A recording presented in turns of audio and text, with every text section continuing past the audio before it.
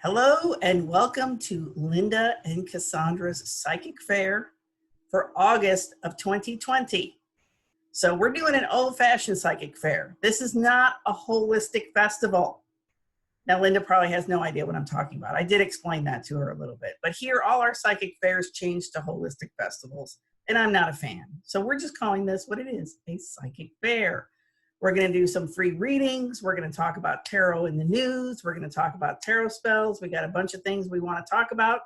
So I'm Cassandra, and I'm in San Antonio, Texas.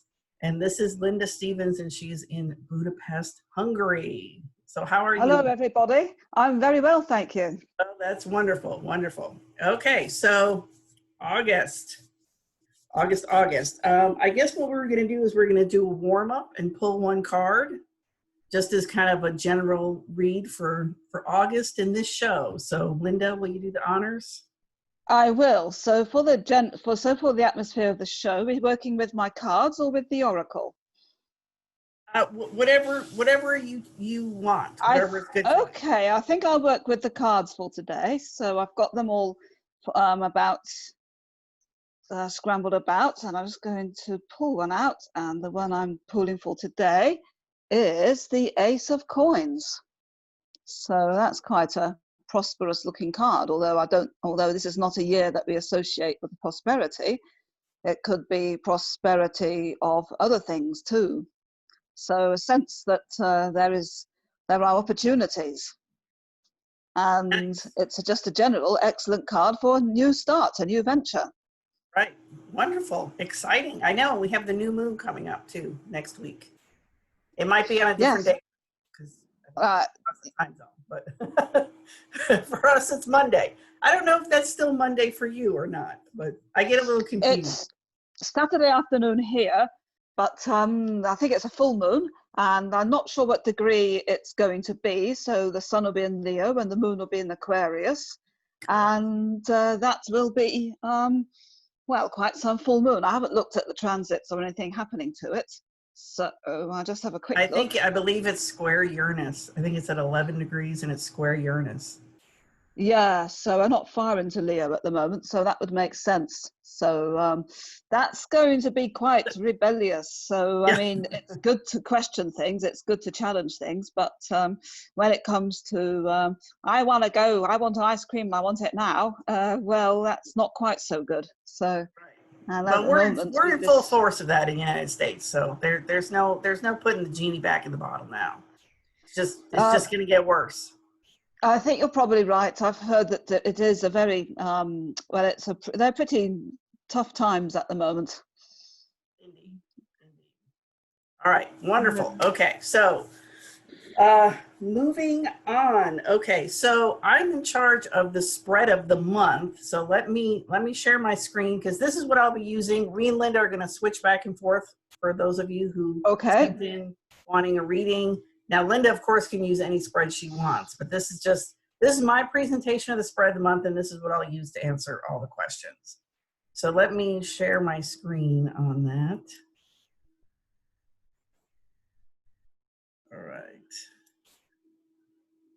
All right. Can you see my screen, Lynda? Yes, I can. Okay, wonderful. Thank God. It's always these technology things. It's always like, is it working? Okay, so here's our psychic fair. All right, so this is just a version of the 3-card spread. And it's for relationships. It doesn't always have to be romantic relationships. It can be like business relationships. It can be like your relationship to a job or a house or whatever, but it's really good to use with personal relationships. So you have person A and person B and what's between them. Like really straightforward, really simple, really straightforward. So that will be the spread that I am using. So am I back? Yes, you are back. Okay. Okay. All right. Okay, so now I got to get rid of this. Hold on, because now I have to get to the questions. I wish I could print them out, but it's really hard to print stuff out from Facebook. And so we've got a couple people that are at the top of the list because we accidentally skipped them last time. So one of them is Floor. So let's do Floor. Okay, so do you want to do this one or should I do this one? Are we talking about just pulling out one card? So I can't, I don't have the screen here, but I can certainly pull out one card and show you and have a quick reading based Yeah, on oh that. sure. Yes, perfect. Perfect. Okay. So do you want to go first or should I go first? I'll take the first one. Okay, so this is from Fleur. And she says, I would love to know if there is a child in the future for me and my man. We have been through so much trials, and now with the C situation, our plans are on hold again. He is a Scorpio sun, Capricorn moon, and Libra rising. I'm an Aqua sun, Gemini moon, and rising. The card I've got here is the Eight of Coins. And I see this card as being about steady progress and stability. So my suggestion is you have to feel stable in yourself in order to feel that the ground is under your feet, in order to feel ready physically and mentally to conceive. And I don't think, as long as you feel insecure in yourself, that it would be easy for you to conceive. But I always see the pentacles, the coins, and as well as the eights in this sense as being quite productive. So I think in the end you will get your wish, but you really have to feel that even if there is uncertainty around you, that you have that stability yourself in order to be ready to bring a baby into this world. Nice, nice. Thank you, Lynda. All right, so that was Fleur. Then the other one we need to do right away, which I will do, is Raha. So let me find her. Raha, where other, or Radha. I spelled her name wrong. It's Radha. Okay. She says, I want to know which field I can choose as my profession and serve others. Okay. So now I gotta switch cameras. Here we go. All right. Can you see the card cam, Lynda? Yes, I can. Okay. Is it? Yeah, nothing's backwards. Okay, so we're good. Um, Okay, let me shuffle. This is for Radha. She wants to know about career. What's a good career? Which field I can choose in my profession and serve others. Okay.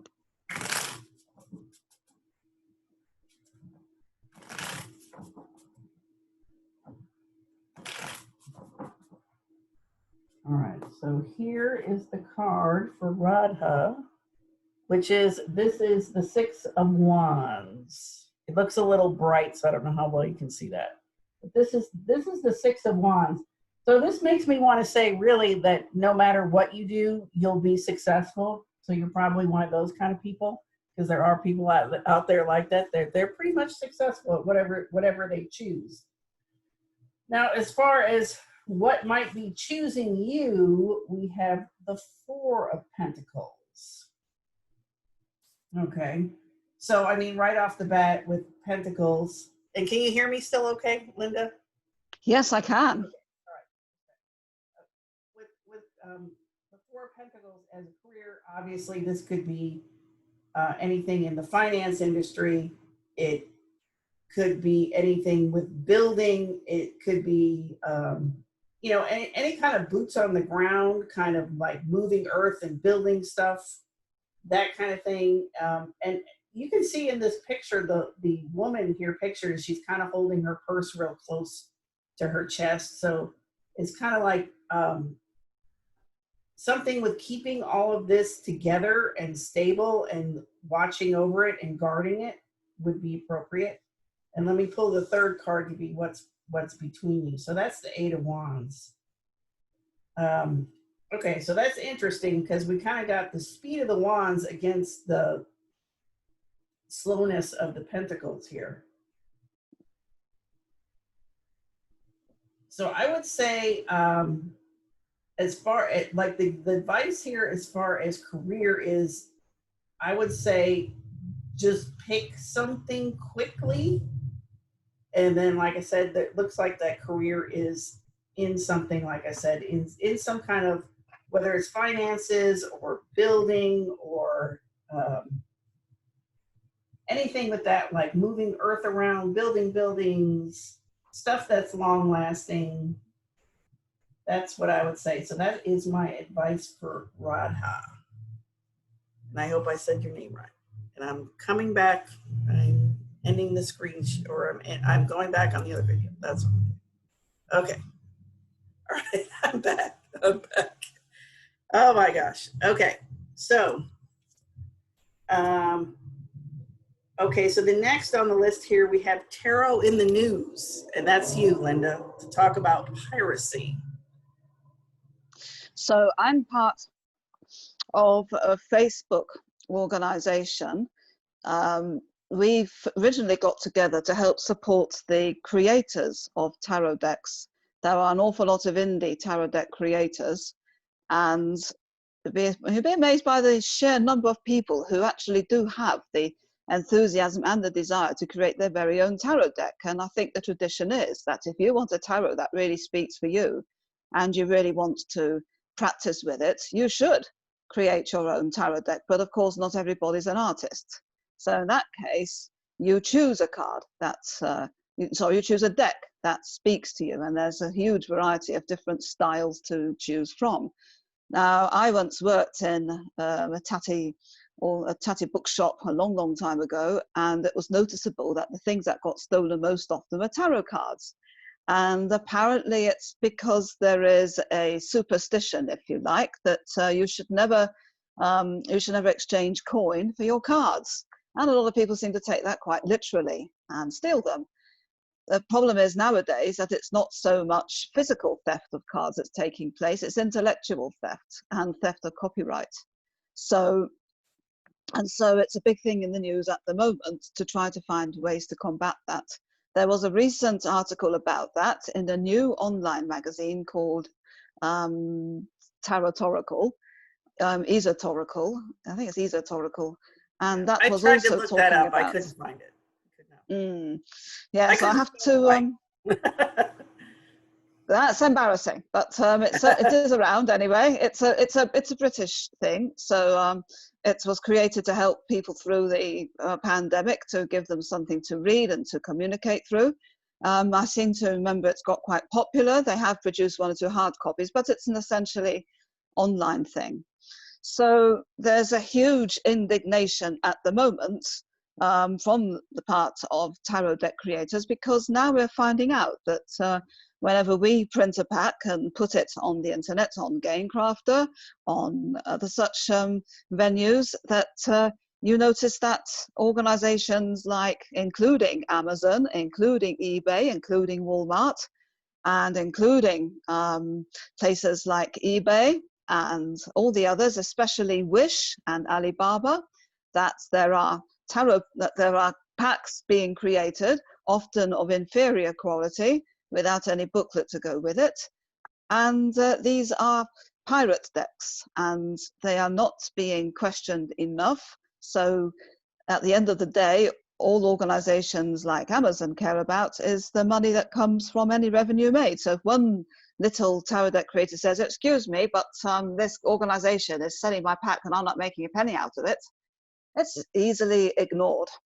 Right. And for that reason, a whole group of tarot deck creators now is looking to find ways to put pressure on the international tarot community, if you like, to try to go for authentic packs. Now, for serious tarot deck creators, if you buy an original collector's item of tarot decks, that's the equivalent to going to an art gallery, surely, and buying an original painting. You don't want to go home and find that your precious Rembrandt or whatever, obviously most people can't afford an Rembrandt, but you get what I'm saying. You then find out 10 years later, somebody comes along and says, well, that signature shows that this is fake. That is not a real painting. There is no value to this. So why should it be the same for tarot decks? So that's the big thing at the moment. And what we're trying to get across to the public is that, okay, the pack you get from Wish may be a whole lot cheaper and a lot more budget friendly, but it's far more likely to get worn and tatty far more quickly. There are certain tarot readers who believe that a fake tarot deck will give you fake readings. But the thing is that in the end, the true artists will disappear because they'll all be taken over by fakes instead. It's a serious problem. It's not just the tarot deck creators who suffer, it's also the publishers. So many moons ago, somebody, there was a famous researcher into alchemy. His name is Adam McLean. He created a limited run of my major arcana. He did the same as several other packs, and I asked him at the time, don't you worry that these might be copied, that these might be pirated?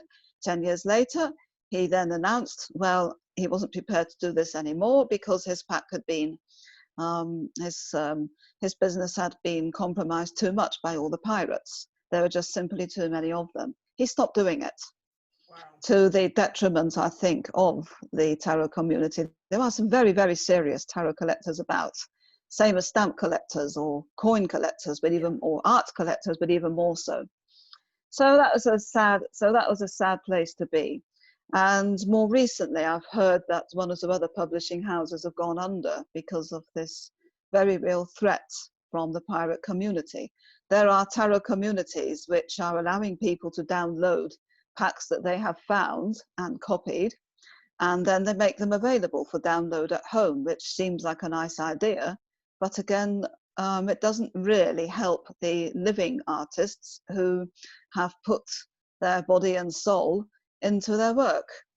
And so that's an important, well, it's an important area to bear in mind at the moment. And I would urge everybody tuning in at the moment, please beware, go to Gamecrafter, go to the original publishers, and please spend a little bit of extra money for a truly authentic deck. And not one that's been copied on the, I don't know, 250 kilobytes copy, which will soon soon not be much good to you if you're doing readings anyway. Right. Well, and you mentioned to me before that it's like, okay, some people put their copyright on the cards, and people are still taking them, and they just put their own copyright next to it. It's like that's a little ballsy, I think. I mean, It's like, pretty cheeky, yeah.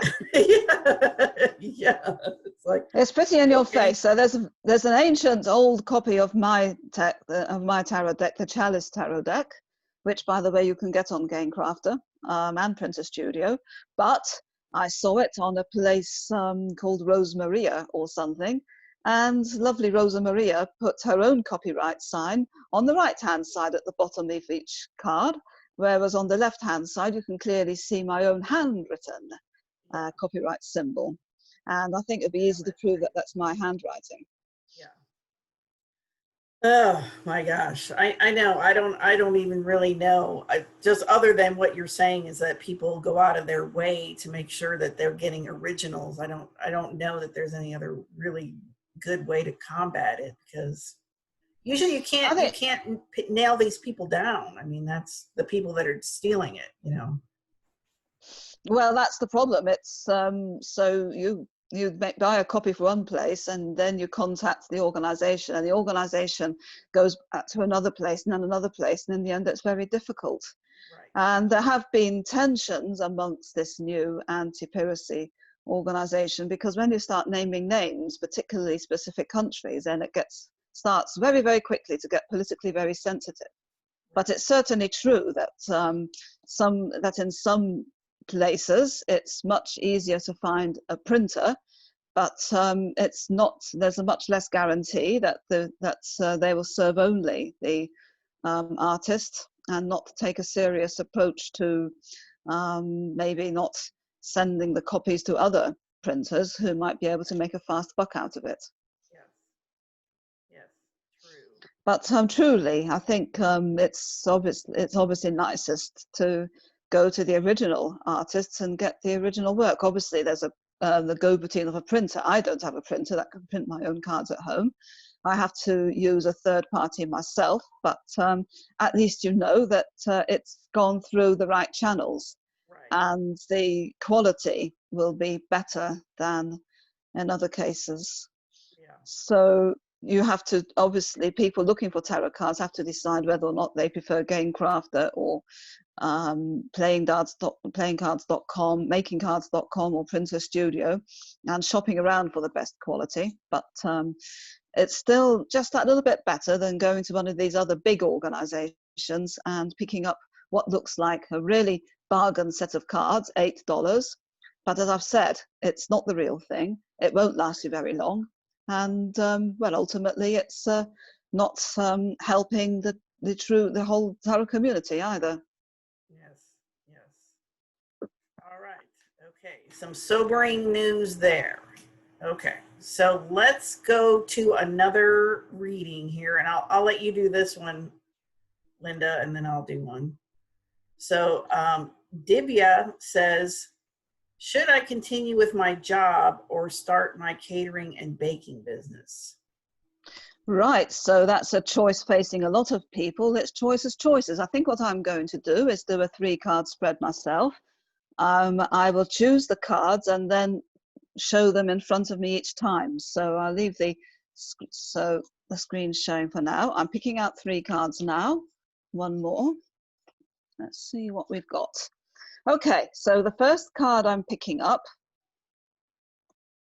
I've got the 10 of coins. Interesting, it's all ones and coins at the moment with all these career questions. Yeah. So the first card I've got is the 10 of coins, 3 of wands reversed, and then the 8 of wands. Here's the 10 of coins. So what's interesting about the 10 of coins to me is that there's often a sense of, well, to me, it doesn't necessarily speak of this to everybody, but a sense of unfinished business in the sense of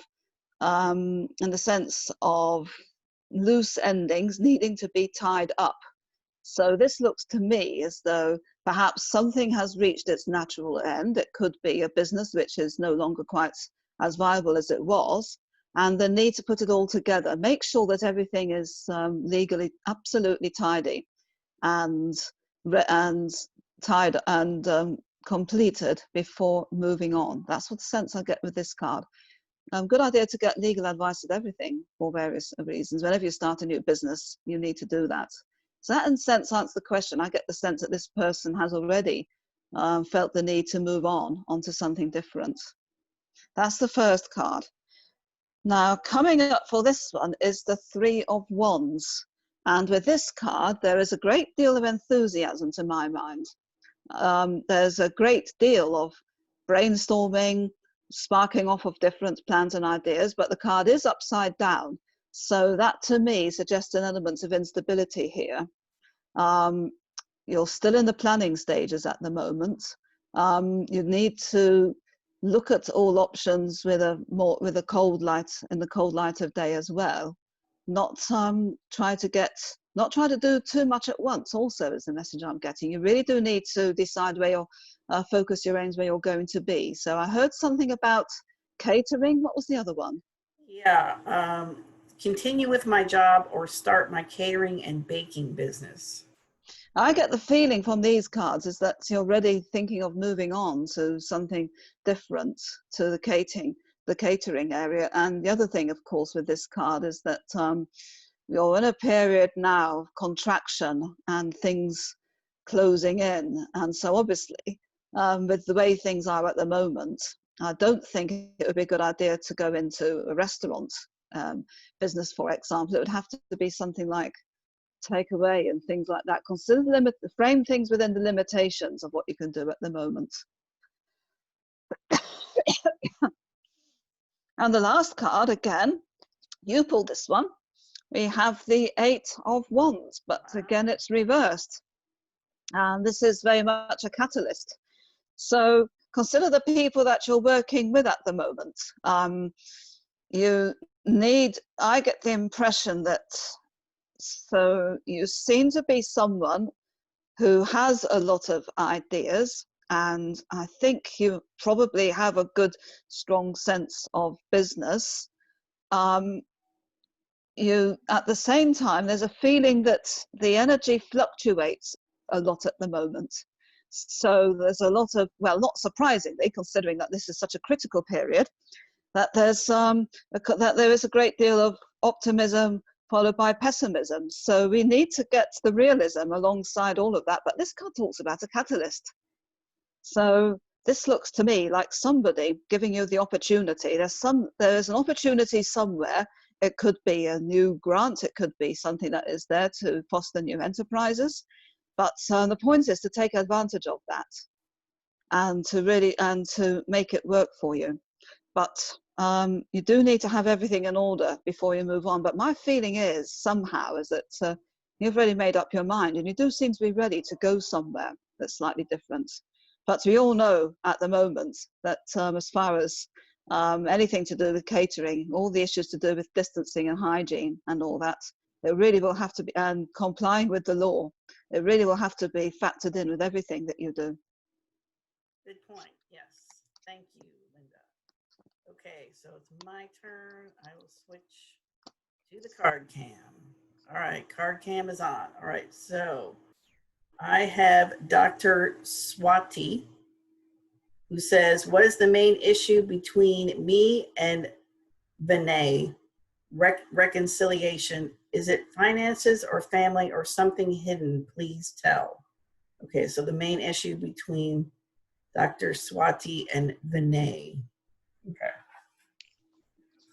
Main issue between Dr. Swati and Vinay.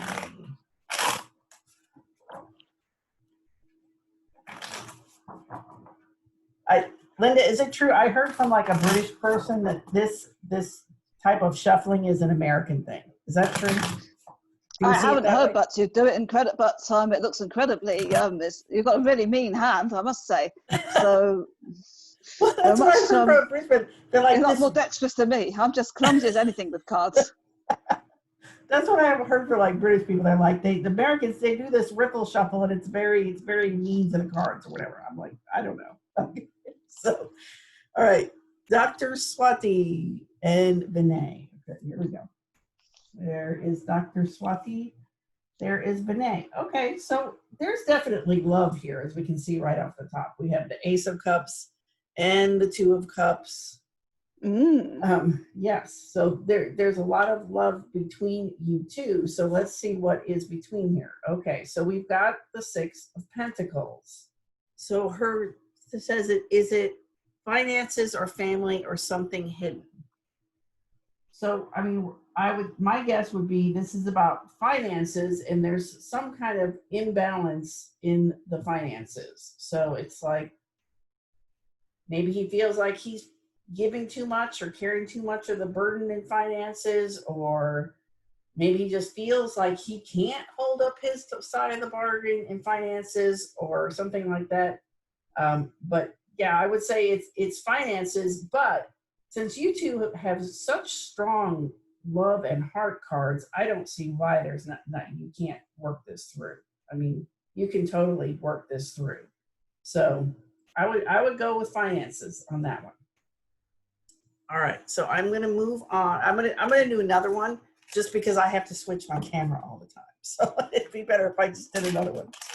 So I have Nidhi, and it says, when is my career going to start? Oh my goodness, it's one of these when questions.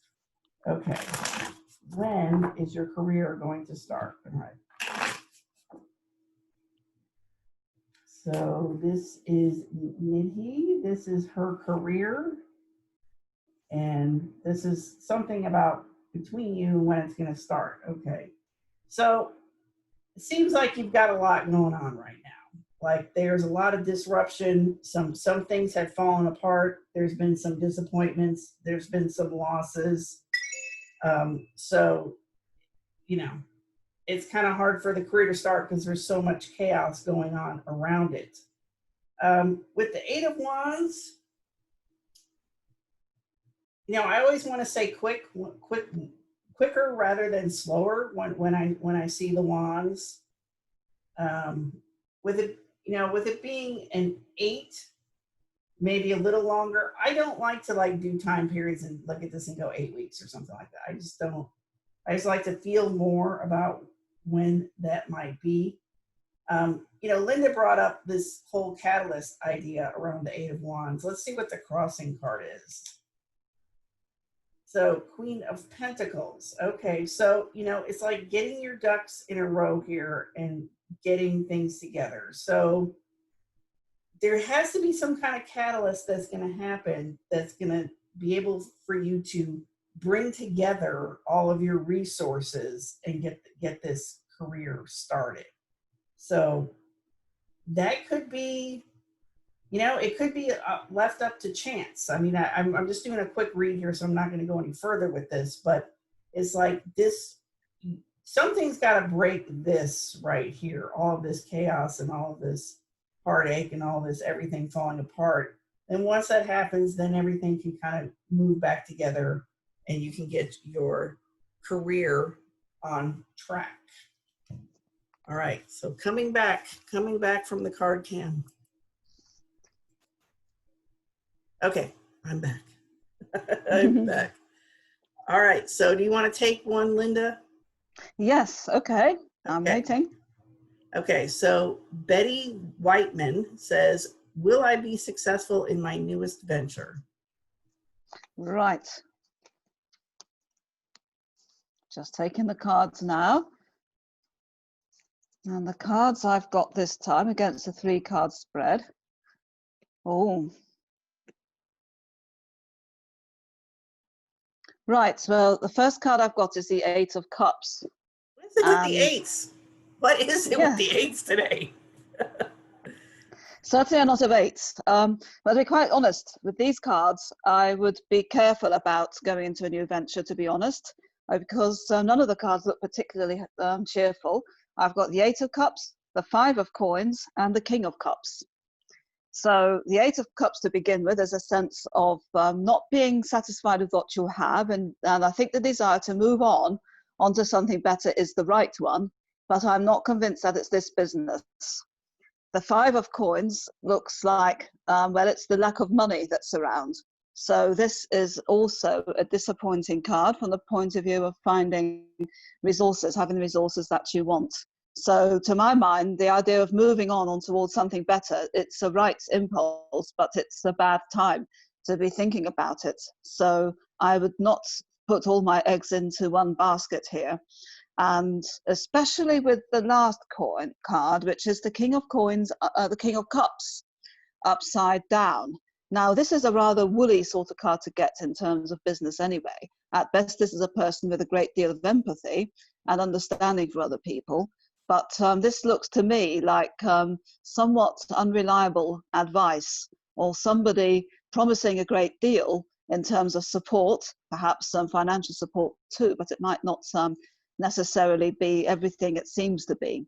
So get rich schemes I would never recommend. And at the moment, the way things are, I would say get rich schemes are to be avoided at all costs.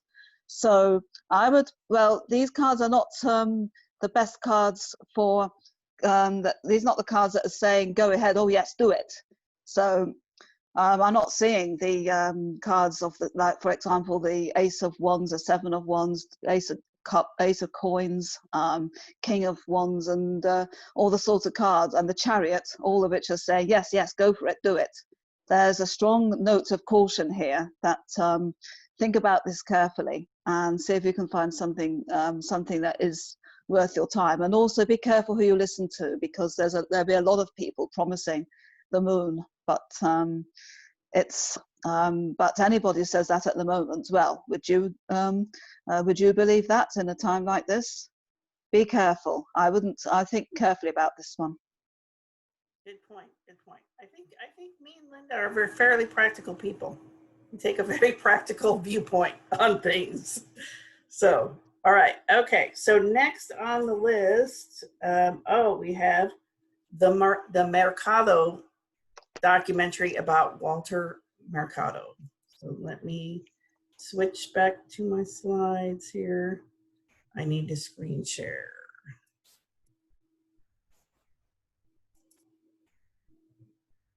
Okay, can you see my screen? I do see him. Okay, all right. So on Netflix, there is a documentary about Walter Mercado. And so he's in my periphery. I'm not like a Walter Mercado fan or anything, but I knew him from Univision back in like regular TV days, like when you had TV antennas and stuff, and maybe you had cable or whatever. So I used to see Univision. So Univision is, I think it's like Pan Latin America TV station. I'm not sure, but I'm pretty sure. Like I know they have it in Mexico. I'm pretty sure they have it in other Latin American countries. Anyway, I would see him, and he would do horoscopes. He would do horoscopes. So I'll show some pictures in a minute here. I mean, he has a very big presence. So if you ever saw him, you would remember. It's not like you would not remember this man.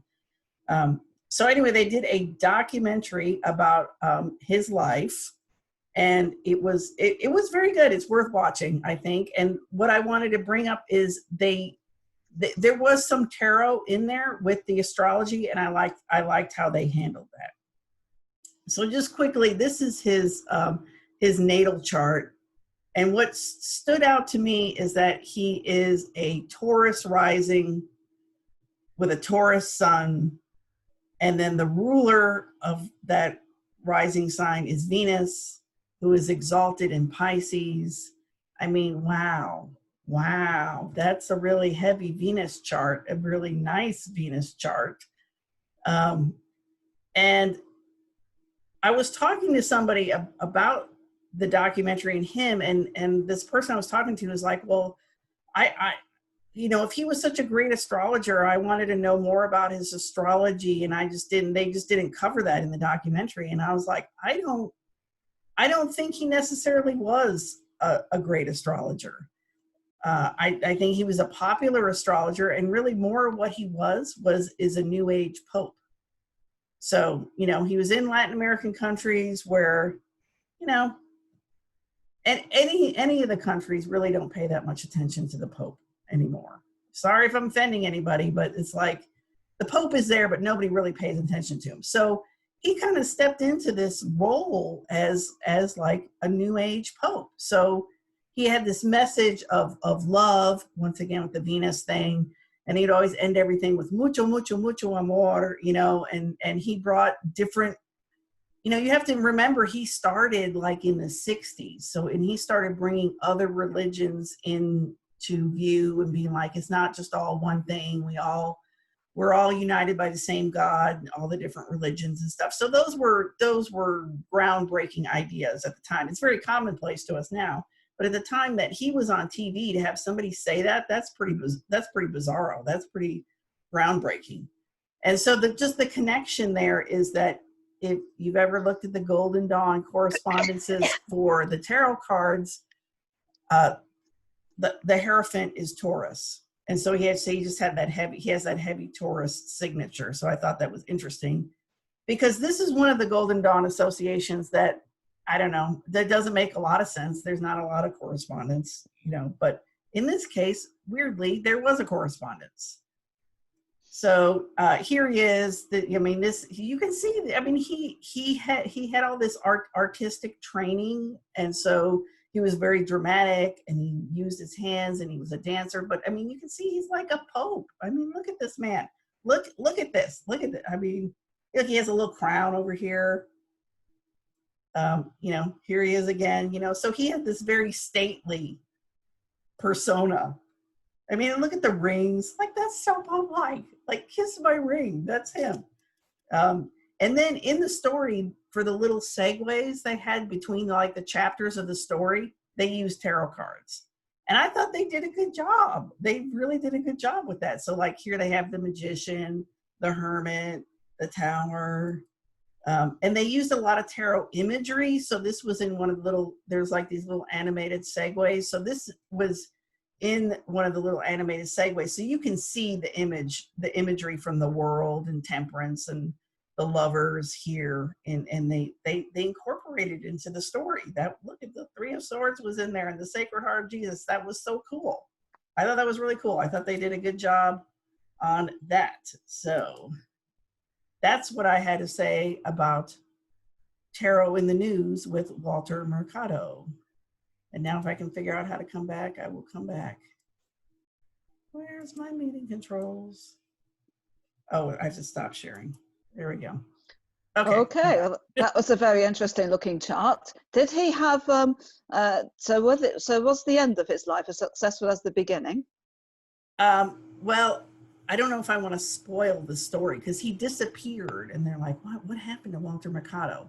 So I guess what happened is he trusted somebody he shouldn't trust, who took That everything.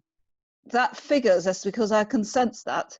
The things that come to mind looking at his charts. Now, he had the sun rising in his chart. Doesn't matter what sign it's in.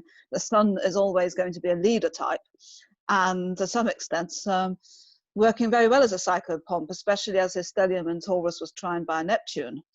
He also had his moon Uranus in Leo, which is a natural showman as well. And of course, his Yep. moon would have been disposed of by a sun. So it's not surprising that he was a larger than life character. But I also noticed that Saturn was on his midheaven, and that's often seems to turn up for people who have a great position in life at the beginning, but then through perhaps the wrong moves, or as you say, trusting the wrong people, they lose that. And Right. so I did wonder whether he had a sad ending to the end of his life. Yeah, it did. He actually he kind of came back, like he never went back to TV, but he did finally get some justice around what happened.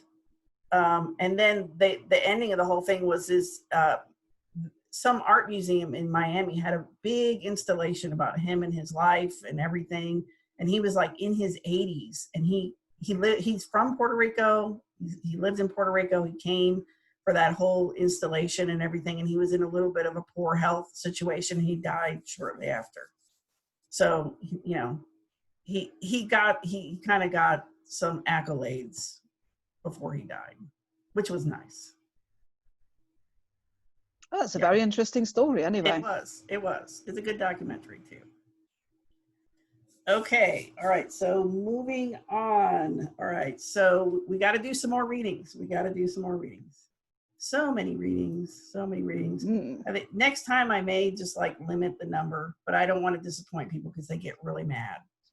Like if we don't do all these, they're going to be mad, super mad. so, so here we go. Okay. So the last person we did was Betty. You did that. Okay. So we have K is next. So do you want to do K? Me? Yes, okay. Yes. Okay. So K says, what is the core reason for my unhappiness? Right. Let me find a few cards and let's see what we get for that. This is the kind of reading which I'd much rather set up an astrological chart, but for Yeah, quickie I know. I hear you. readings, we'll see what we can get from these anyway.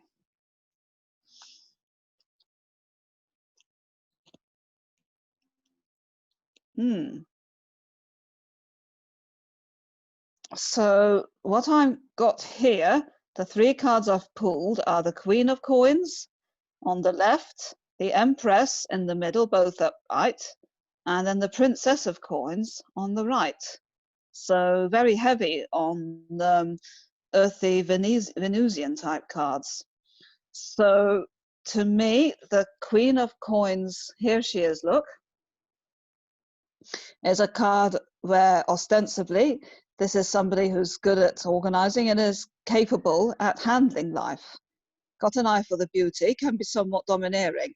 I would wonder whether or not this individual asking the question perhaps feels the need to control things a little bit too much and worries about what might go wrong if she isn't always in the driving seat. So if you do try to plan and control too much, inevitably things always happen to disrupt that. Things always happen to make things go wrong. So there could be an inability to let go, which is part of the problem according to this. The next card I've got here, well, this surprisingly is a very happy sort of a card. This has got the Empress, which usually feels very happy with her own skin. So it's quite in opposition to what the reading is all about. I would recommend, it's an easy one to say, but with this card to practice more gratitude. It's easy, very easy to focus on the negative and all the things that are wrong. So things will never be completely good and ideal. But if you do spend time, it's a form of positive thinking to focus on the few things that are going right and the things that you do have, particularly if you have material comforts, or perhaps you don't, whatever the case may be. But you really do need to appreciate what you have. There is a sense here of some negative habits which need to be challenged. And I loathe New Age thinking myself, by the way, the whole idea that if I think fluffy thoughts all the time, nothing bad will ever happen to me.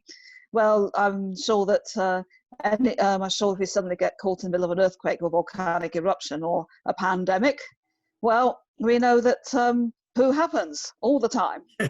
But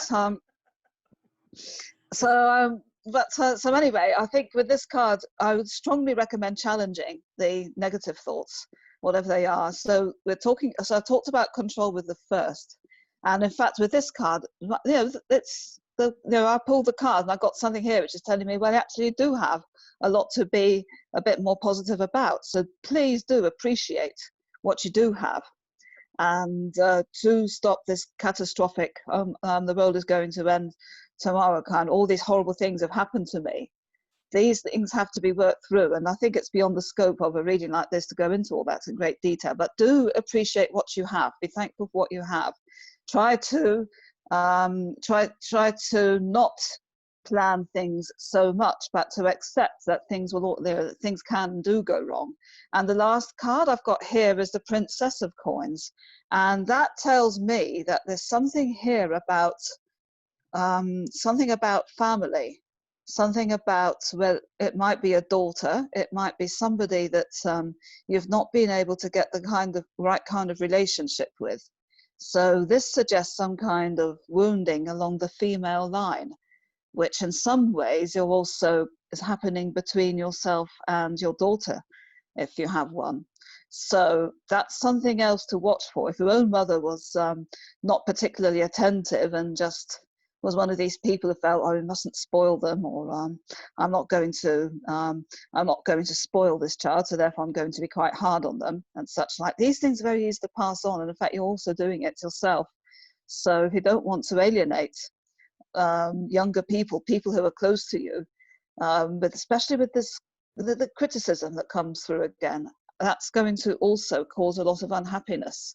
So, and perhaps it's somewhere along the line, it's a sense of a lack of, very basic sense of not having felt appreciated somewhere, either because of a kind of puritanical approach or something else, but you didn't seem to have the kind of nurturing perhaps that would have allowed you to feel happy in your own skin.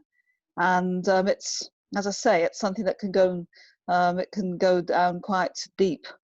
So that's what I'm getting with these three cards, and I hope that's some help. But I think for a question as deep as this, you would need to have some quite deeper questions with perhaps an in-depth reading from an astrologer or somebody else who's trained to look at these things.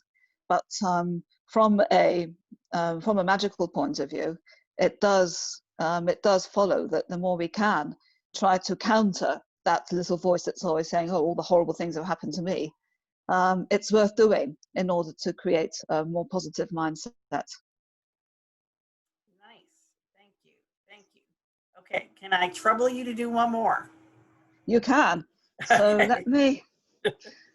So as I say, it's better to do them in twos, as you say, because it certainly involves not messing around the cameras. Okay, what's the next question? Okay, this is from Kim, and she says, will I move in the next 3 months? So I'm going to take out 3 cards again. All right, we're talking about quite a short time frame, so it depends on whether or not we're getting fast cards or slow cards, so to speak. So I see a bunch of 4s, for example, or cards like the 7 of I don't know, the things that the hangman. Then I'm going to say no. But let's see what we got. Oh, we got the 7 of Swords. There you go. 9 of Cups and the 2 of Coins. Well, as I said, the Seven of Cups, this is the immediate past. That's a sense of being left hanging and perhaps people not being entirely honest about where they're coming from. So there's a lot of people who mess you about and say this, that, and the other. And that can lead to a sense, well, it's never going to happen. But followed by the Nine of Cups. So don't give up, because this card seems to suggest that an opportunity to get what you want is going to come quite soon. So this is about properties and feeling at home somewhere. So that is a lot more positive here than that Seven of Swords, which I just picked. And coming up next, we've got the Two of Coins. And the problem with this card, and that's where things could get a little bit unglued, is that to be careful not to rob Peter to pay Paul. So if you borrow too much against something, it could easily go against you a little bit. If you have to haggle a certain amount, I would recommend not haggling too much. But to me at the moment, it looks as though there is an opportunity coming back. This card is reversed, by the way, as well, which is also something to say that maybe you've found the right opportunity, but it's going to take a little bit longer to get the financial situation the way you want it. But certainly at the moment, don't give up anyway, because that Nine of Cups is quite a positive sign. There are always going to be people who will say yes or maybe when they really mean no, and that's possibly something that's happened at the moment. Or we've met somebody who's not been entirely honest about what it is they really want. But I think the opportunities are there to move. I think you're going to find the place that you want quite quickly, but getting it in place might take a little bit longer, is what the cards are telling me here. Got it. All right. Thank you, Lynda. Thank you. All right. So let me do a couple here. Okay. So Cassandra asks, Cassandra, will I be in a better financial place soon? Okay. So let me switch cameras. All right. So Cassandra says, will I be in a better financial place soon?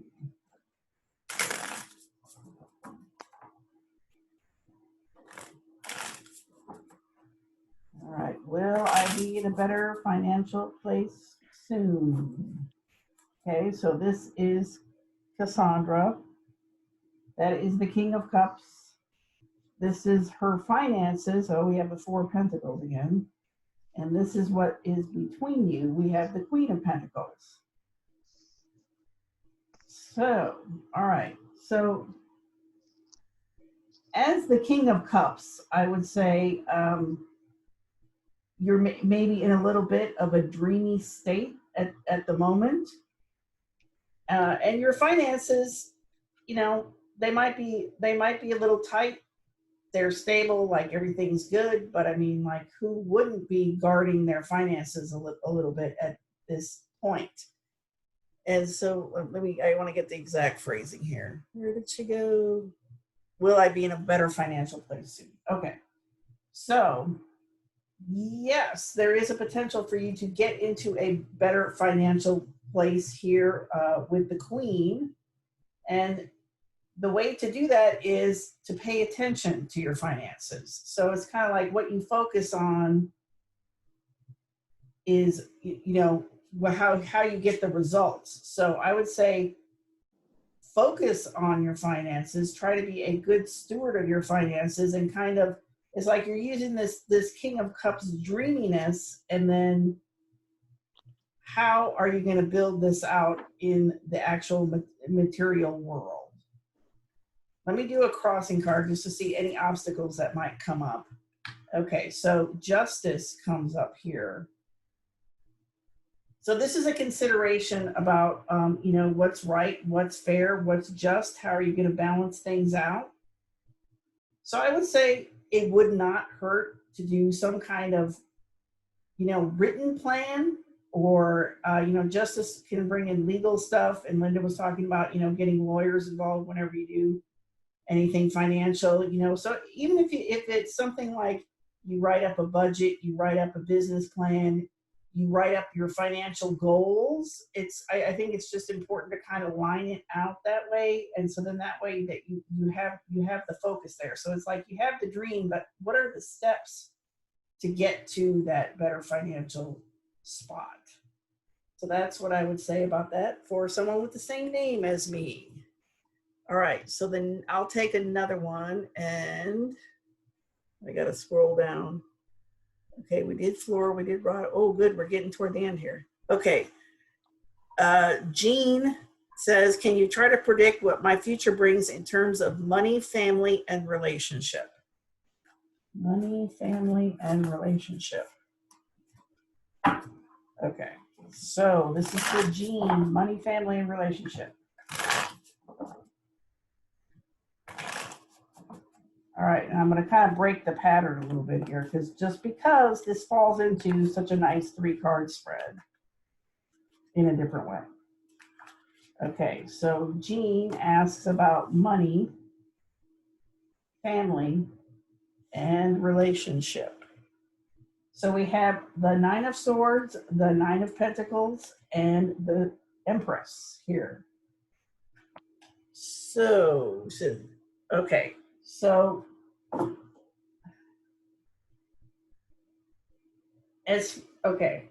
so because we've got 2 9s right next to each other here, so we've got money, family. I'm feeling like the money and the family is connected, which I mean would be logical, but I just feel like they're connected. So, there's a lot of stress around the whole money thing and a lot of catastrophic thinking, which I think has come up in other readings.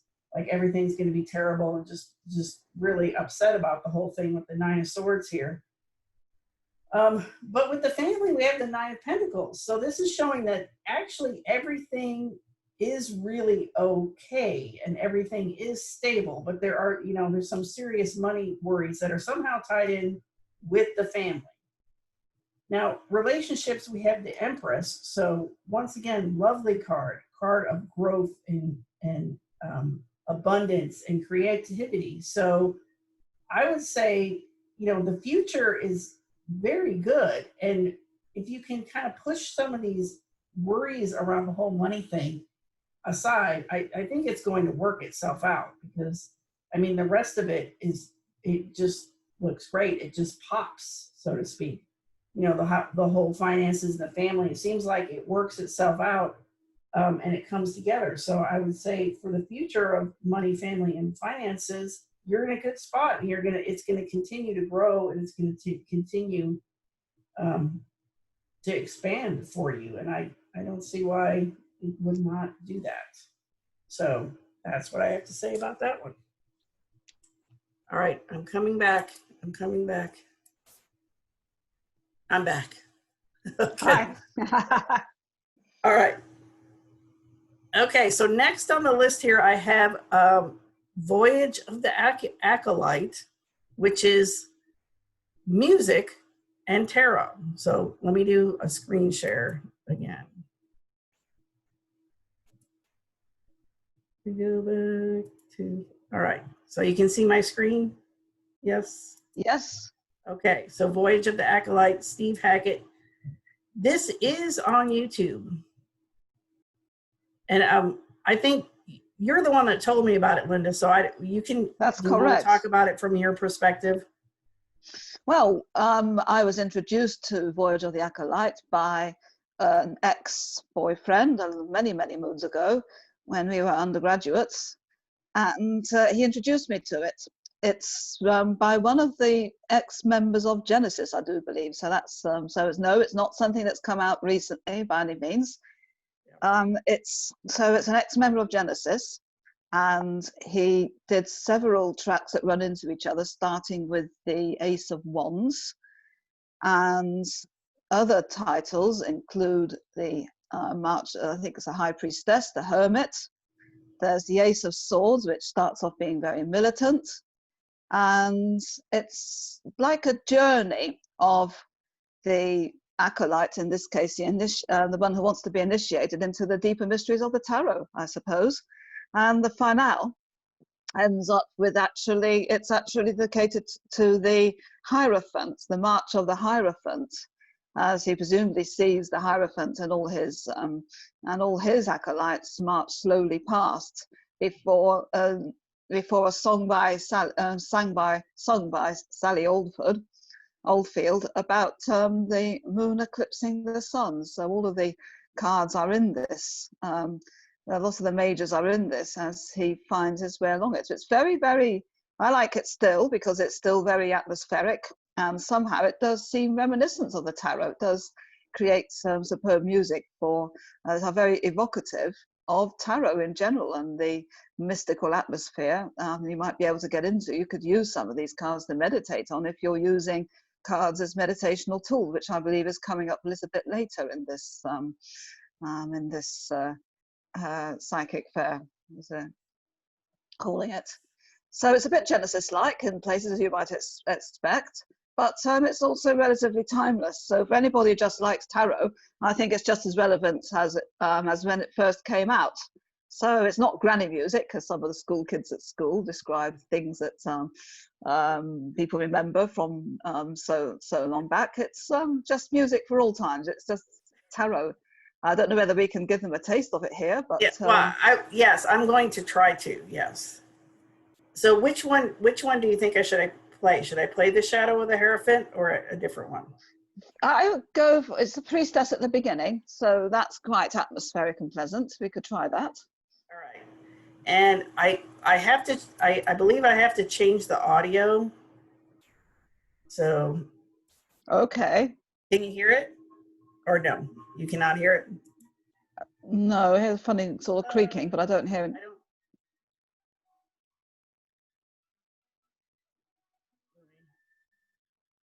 I think.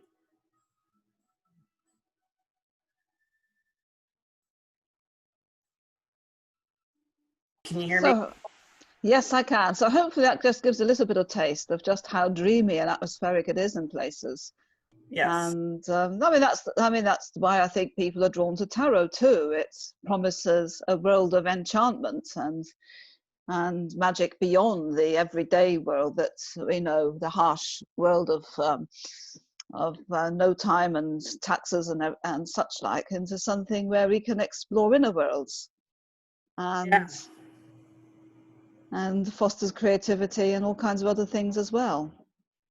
And of course, the tarot can tell us things. It can remind us of things that we have forgotten or open our eyes to something that perhaps we haven't noticed, and gets very quickly to the point. Gotcha. Yes, very nice. And hopefully we won't get a copyright strike for playing that because YouTube's really fussy about their music. It's for educational purposes, YouTube. Educational purposes. That's why we played that. Okay? Thank you. So thank you for bringing that to our attention here, Lynda. Okay, now let me go. I think we have we have one question left. Mm-hmm. You want to close us out with one question? Yes, okay. Well, not closing out the whole show, but at least closing out the question part. Okay, Anicia says, hi, I would also like to know about my career path. Please and thank you. Right, okay, let's have a look at what we pull out now. So I'm just 1, 2, and 3. Let's see what we've got. So not the easiest times for anybody starting out on careers at the moment, but let's see what we've got.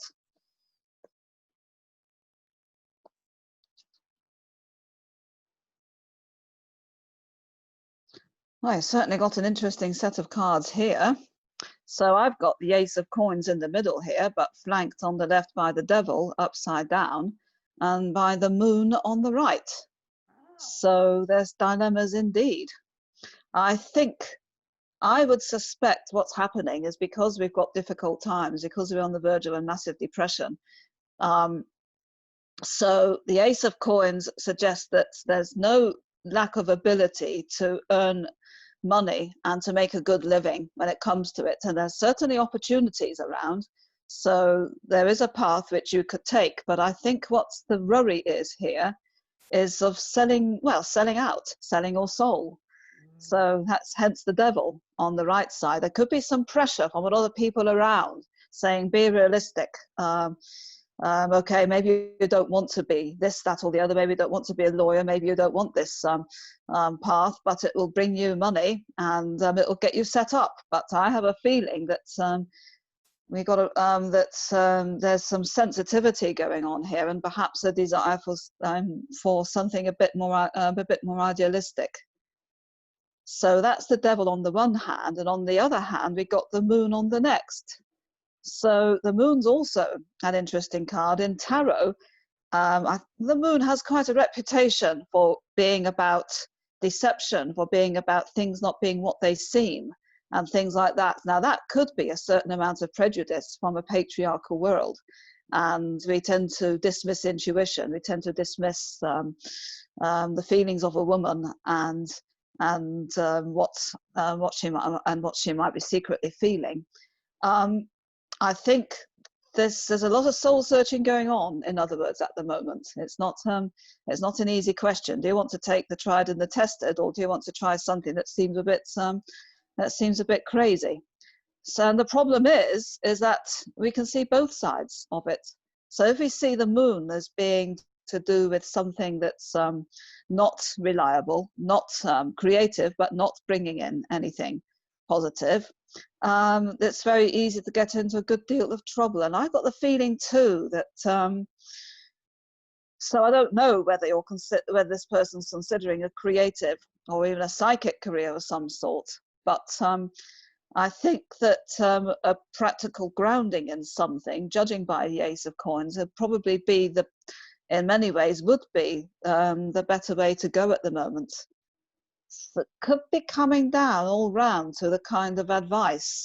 So, you know, the devil and the moon, between the devil and the deep blue sea. Well, that's a lot of challenge in order to get closer to what it is that you really do want to do. So, and the problem with the moon too is that you have to differentiate between the still small voice and between between wishful thinking. And that's the challenge of the moon in many cases, to get to genuine intuition, as opposed to this what you hope to hear, and working through that. That's the challenge there. So I think this would be a good time to take some time away from people. It also gets a sense of gullibility actually as well. So there might be people saying, oh yes, you can really do this. Well, perhaps you can't. Perhaps at the moment you still need to do the training that everybody has to do before they can get to any stage. I mean, an artist can take years and decades and still may not get any recognition, for example. So it might be a musician. And to start out at a job and say, well, I'm really good at this, but perhaps I'm not. Well, that's a problem too. And on the other hand, you've got somebody saying, well, give up all your ideals. They're not going to work. So you might as well just sell your soul. That's not the way to go either. Well, yes. So I think you need to get to understand yourself. Perhaps you need to take some training and working towards something for the time being, as you get to understand yourself a lot better. I must say, although you don't want to sell out, so to speak, you don't want to deprive yourself of something that will allow you to look after yourself in the long term either. So it's a tough set of cards, these. I think, but I think do the train. So as I say, don't be afraid to do the unglamorous part of the training and things like that for the time being, and work towards your ideals. Don't give them up. Don't listen to the people who tell you that you should forget about your dreams and things like that. But on the other hand, you see, you still need to go through that training in order to be able to realize these dreams. And that's the best I can offer you at the moment. I think this is, but I think these cards, the three of them together, are quite tough for somebody who's perhaps quite sensitive and perhaps still very much trying to find their way, but at the moment still not in a fairly vulnerable position from all that. Okay, thank you. Thank you, Lynda. Very generous with your readings. All right, so we have one more thing on the schedule here, and that is tarot spells. So we wanted to talk a little bit about using tarot cards in spell work. Discussion about it before, and if you don't mind, Lynda, if you could share what you were saying about being disappointed twice, or you could just do a spell. Or at least that's how I took what you said. Well, yes. So I said at one point on the off chance, the trouble is, now obviously when we read for ourselves, we have to be careful about our own projections. Sometimes I do the 3-card spread, for example, and it might just express my fears at that particular time rather than the external reality. In fact, getting a sense of the external reality as opposed to your internal state of mind, that's quite a challenge. So you get a card like the 5 of Cups, let's say, or you get the Devil and the Moon, as I just showed you just now. And it's very easy, in fact, to get into a powerless mentality by relying too much on the cards to tell you what you perhaps already know. And so, for example, if I ask, am I going to move? And I get the King of Cups reversed, meaning that the person who wrote the letter is just bullshitting me, to put it not too point of hindsight. I hope I'm allowed to swear here. So anyway, giving me a load of flannel. It's then twice disappointing when I found that that was actually the case. So as you say, one way to develop a sense of empowerment is to use the cards in a way that is a lot more empowering. And in fact, I find that works for astrology too. When we look at our transits, we think, oh, Saturn's going to clobber me next year, and I'm going to be lonely, I'm going to lose all my friends, I'm not going to have any money, blah, blah, blah. But if you, let's say, want to go on a diet, then the planet that you'd want to evoke in that place would, of course, be Saturn. So every card, everything that seems negative has a place somewhere. So let's say I want to concentrate on improving my health, then I would choose cards that help me improve my health. So that's where it comes in, and you can choose, well, you can choose any card for that. Right. Yes. Good point. Very, very good point. And how I personally, one of the things that I do is I take the cards and I put them on these 7-day candles. Mm-hmm. And then you can burn these, and then it's like, I have, this is the Magician over here. This is from my, what? Your voice sounds a bit strange at the moment. It's not coming through very well. No. So from my place, suddenly your voice suddenly is not coming across very well, but I don't know whether it's just me. Can you hear me at all? I can still hear, well, I can hear you. Perhaps you better just go on. Okay. All right. So anyway, like this is the Magician card. This is, you know, talking about copyright and tarot. I have this is a Creative Commons deck that I created. I released it to the Creative Commons. So if you want free tarot cards, you can download mine. You don't have to pirate them. You can just go to my website and download these. So, you know, but anyway, like, so this is the Magician candle I made, and then I put a petition on the back. You know, and so I'm not a huge worker. I don't, I don't do a lot with tarot spells, but I mean that is one suggestion. And we thought for the next show we would actually come up with a tarot spell that you guys can use. So that will be for next show. So we'll expand this whole idea of tarot spells. And I think we're both on the White Witch end of the spectrum. I don't know. I'm not into like dominating spells and cursing people and all that kind of stuff. So Lynda's having a little break right now. Okay. And so that brings our show to the end. This is the first ever psychic fair. So I think it went well. And Lynda's taking a break, so. Okay. Oh my gosh. All right.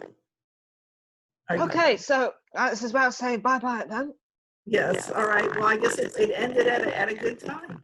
All right. So we'll see you Right. next month in September. All Great. right.